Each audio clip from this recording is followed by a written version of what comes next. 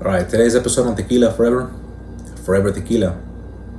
I'm going to be doing a comparison between these two Chinacos. So we're going to call this the Battle of the Chinacos. And if you're wondering why, if you haven't watched the video on a Chinaco Blanco and the teardrop bottle that I did, go ahead and watch it. But I'll give you guys a little bit of information about that. I was talking about that rumor that there was still some of the agave juice left when Juan Gonzalez left the Gonzaleña back in 2007.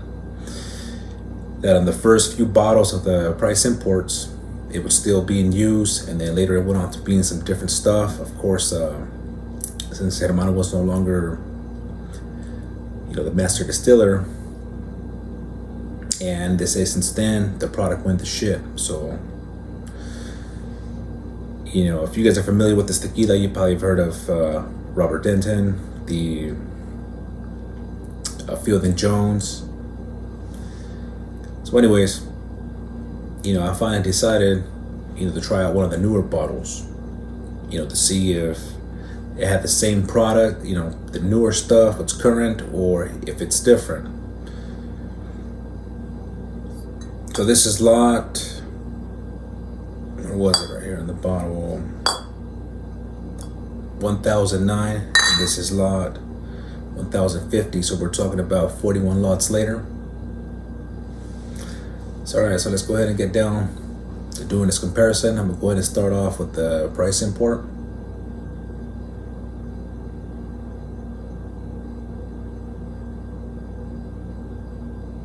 Like that. Alright, so on the nose I'm picking up herbs, vegetables,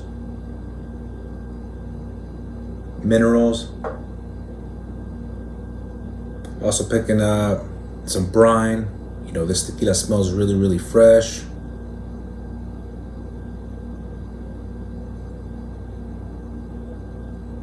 Also picking up some smoke.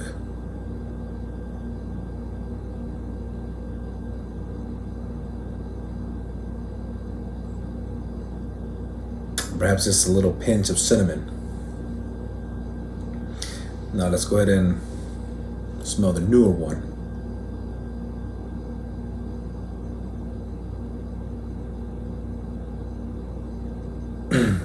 Alright, so on the newer one, I get raw agave. I get, really light herbs.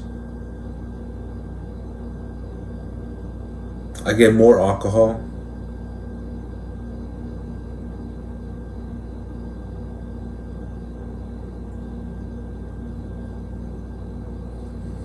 And also get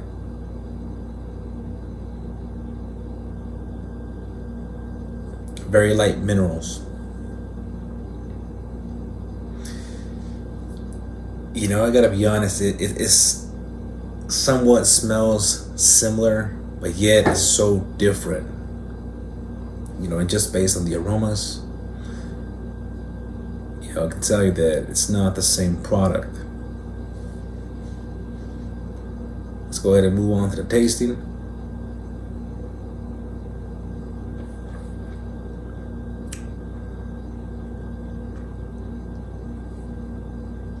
So on the taste, you taste all that minerals, a little bit of smoke, you taste the brine, the agave, the herbs.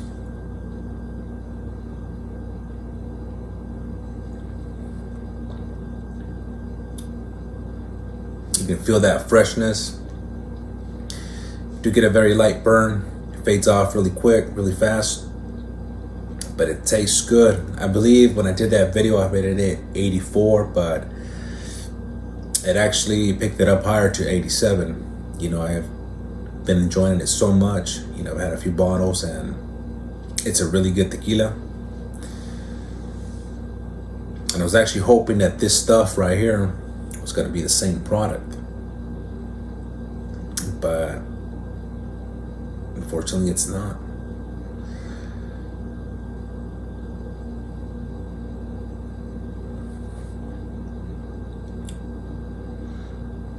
So on this one,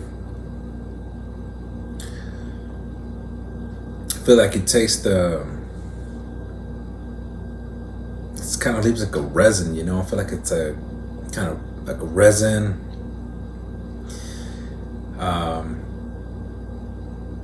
You get a lot more of a burn. You get a little bit of light minerals. You do get a little bit of the herbs.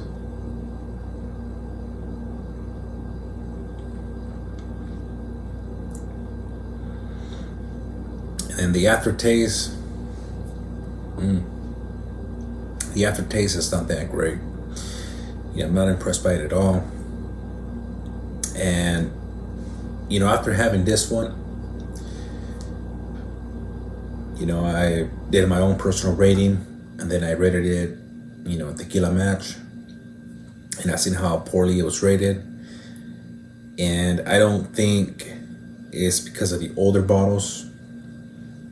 I think, you know, its reputation, Chinaco's reputation, is being ruined, and it will be continue to be ruined by this newer stuff. You know, it's not the same product. So what I am going to say is, if you do find, you know, even the price imports or anything older than that, pick it up. You know, I know I've seen some of these bottles in different cities. They're becoming more and more difficult to find, to get, you know, but I definitely recommend it if you can find one of these teardrop bottles. I don't know up to what lot it goes before they changed that in 2014 to that rounder style, and they changed it again in 2022 to this style right here. But if you can find a lot, you know, similar to that, or maybe even that number BP, definitely recommend it. I think it's a really good tequila. You know, it's not the same product, I'll tell you that. Well, thank you very much. Hope you enjoyed it.